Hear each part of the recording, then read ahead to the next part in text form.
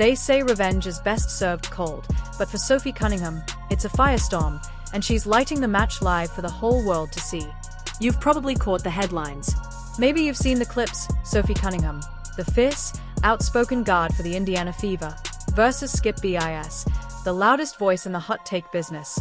At first glance, it might seem like your typical athlete vs commentator spat. But that's just the surface. That's the version they want you to believe. Dig deeper, and you'll find this wasn't just a rebuttal. It was a statement. A warning. The opening salvo in a much bigger fight. Because Sophie isn't just clapping back at one media figure, she's calling out an entire system. One she believes is failing her, her teammates, and the sport she's dedicated her life to. This isn't just personal. It's political. It's a movement. And yes, we've got receipts, proof that this is just the beginning of her campaign. And next in her sights? The WNBA itself. Let's rewind to the moment it all shifted. The point where Sophie didn't just win a round, she shut the whole thing down. Skip, doing what he always does, went on his show and tried to reduce Sophie to a clout chaser, simply for standing up for her teammate, Caitlin Clark. A tired, overused media angle. He thought it would blow over. Some angry replies, a few tweets, then silence, but he badly underestimated her. This wasn't just a jab at an athlete. This was the wrong spark in the wrong storm. He wasn't just poking at an athlete, he was provoking a fighter already primed for battle. And Sophie didn't just clap back, she tore him down using nothing but facts and finesse. On her podcast, she didn't raise her voice. She didn't rant. Instead, she laid out her case with surgical precision. Calm, collected, and absolutely lethal. Skip, she said, who's really chasing clout here? You're using my name in your video title just to get clicks. That was her opening strike, direct, undeniable, and devastatingly effective. She held up a mirror to his hypocrisy. The same man calling others out for attention-seeking was relying on her name just to get people to tune in. But Sophie wasn't finished. Then came the knockout, the kind of blow that doesn't just sting, it sticks. She revealed that the very YouTube video where he tried to smear her had a grand total of 36 views. Just 36. Think about that. A man with a multi-million-dollar media platform, broadcasting to millions, couldn't even scrape together 40 views while coming after her. It wasn't just a weak punch, it missed entirely. With a single sentence, Sophie flipped the script. She wasn't the one chasing relevance. He was. He was the one clinging to controversy, hoping her spark might reignite his fading fire. And as she wrapped up her takedown, she said what many have thought for years: chasing outrage and attention is all he's ever really done. It was less of a response and more of a public takedown. Revenge, Chapter 1, complete. But that was just the beginning. The real story starts here, because the question isn't just how Sophie Cunningham struck back, it's why. Why didn't she brush it off like so many other athletes do? Why was she so locked in, so ready for battle? The truth is, she was already angry. Already watching a system she believed was collapsing under its own weight, a league, a media landscape, a culture that she felt had abandoned its players. Skip's attack wasn't the cause. It was the spark.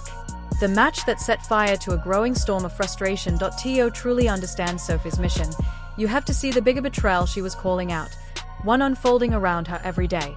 You have to see what was happening to the women beside her. Take Lexi Ho, for example. In just a matter of days, Lexi endured 2 separate, vicious blows to the head, the kind of trauma that would send shockwaves through any sports league. The result? 2 of the nastiest black eyes ever seen on a professional court. Sophie didn't hold back when she described it. She looked like an avatar, she said. And she wasn't wrong. One of those incidents? An unfortunate accident, a mid-game collision with Gabby Williams. It happens. That's part of basketball. But the second one, that was different. It happened during a game against the Minnesota Lynx. The whistle had already blown. Play had stopped. And then, out of nowhere, Kayla McBride, allegedly, followed through with an extra, unnecessary motion and drove her elbow directly into Lexi's face. Sophie didn't mince words when she recounted it. Right in the effing face, she said. In her eyes, it wasn't just excessive, it was dirty. A cheap shot. A needless burst of violence that left her teammate visibly injured. And what was the response? Not a flagrant one. Not a flagrant 2. No ejection. Just a basic technical foul. The lightest form of punishment available. For what Sophie described as a deliberate elbow to the face. That, to her, was the first real betrayal. The system that's supposed to protect players, referees, rules, league leadership, did next to nothing. A blatant, physical act of aggression was reduced to a minor penalty. Sophie watched a teammate take real damage on the court, and all she got in return was a slap on the wrist for the offender. And the worst part? It wasn't an isolated incident. It was part of a disturbing trend. Next came Kelsey Mitchell. According to Sophie, Mitchell should be in the MVP conversation, playing the best ball of her career, nearly unstoppable on the court. And yet, despite her dominance, she wasn't getting superstar treatment. She wasn't getting the calls. She wasn't getting the respect. Sophie described one moment in particular that pushed her past the point of no return. In a game against LA, right in front of an official, Kelsey Plum of the Las Vegas Aces grabbed Mitchell's arm and whipped her around. It was clear as day, a textbook foul. And the ref just watched. No whistle. No call. Silence. That silence said everything. It suggested something deeper, something intentional. A double standard. An invisible set of rules that protects certain stars, while leaving others exposed. Sophie called it out directly. You're protecting all the other stars. Why not Kelsey? This is the core of Sophie's outrage. This is what fuels her fight. Not just one bad call or one violent play, but a pattern that points to something bigger. A system that picks and chooses who gets justice. A league that, in her eyes, has a hidden agenda. Is there an unofficial blacklist? Are certain players getting protected while others are left out to dry? Why is a player performing at an MVP level being treated like a rookie with no status? These are the questions Sophie Cunningham is asking, not just on behalf of herself, but for her teammates. She sees Lexie Ho physically punished without real consequences for the aggressor.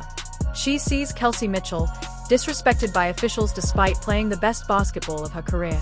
And when she looks at the league's response, she sees one of two things: either gross incompetence or something worse, quiet corruption.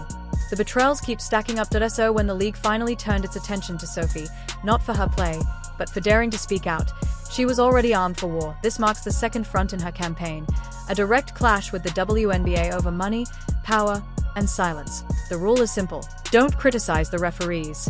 Say something? Get fined. It's the league's way of keeping players quiet, by hitting them where it hurts most, their bank accounts. But Sophie didn't back down. She's already been fined 3 separate times. First, $500 for a TikTok where she called out officiating mistakes. Then, $1,500 for comments made during the debut episode of her podcast. And finally, a third, amount undisclosed, for calling out what she saw as biased officiating in a game involving Paige Buchers. The league's message couldn't be clearer. Stay quiet. Stop talking about the refs. Stop pointing out the cracks in the system. Stop telling uncomfortable truths. They thought financial penalties would shut her up. They were wrong. Just like with Skip, the league made a critical mistake. They underestimated Sophie Cunningham, assumed she'd fold when the fines started rolling in. They thought money would matter more to her than principle. They were dead wrong. Her response? Pure defiance. She went right back on her podcast and fired back. You fining me $500 isn't going to do us. Then I'll get fined for saying that. And I'll get fined again. And the fines will keep coming. That wasn't just frustration, it was a declaration. A full-blown challenge to the powers that be. Sophie made it crystal clear. Her voice is not for sale. Speaking out about what she sees as corruption and hypocrisy in the league, that's worth more to her than any dollar amount they try to take. And this is the key to understanding her fight. The takedown of Skip Bayless? That was just warm-up. That was Sophie learning how to identify hypocrisy and dismantle it, not just on the court, but in the court of public opinion. Now, she's redirecting that same precision, that same fire, toward the WNBA itself. Because in her eyes, the league is no different from the pundit she exposed. It preaches one thing and practices another. They say they care about player safety, but let Lexie Hull get elbowed in the face with barely a consequence. They claim to value fairness, yet let Kelsey Mitchell, playing like a league MVP, get tossed around without so much as a whistle. And when someone like Sophie calls out these contradictions, the response is silence by punishment. Fines instead of accountability. Threats instead of reform. But what the league doesn't seem to understand is that Sophie has a weapon they can't neutralize. She just doesn't care what they think. Not about the fines, not about the media backlash, not about protecting her image.